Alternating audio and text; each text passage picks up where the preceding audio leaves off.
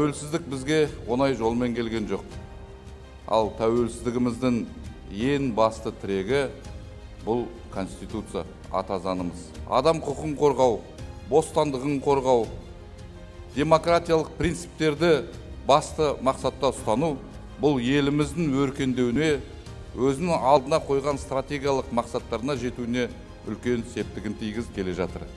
Қадірменді ағайын, мерекеміз құтты болсын.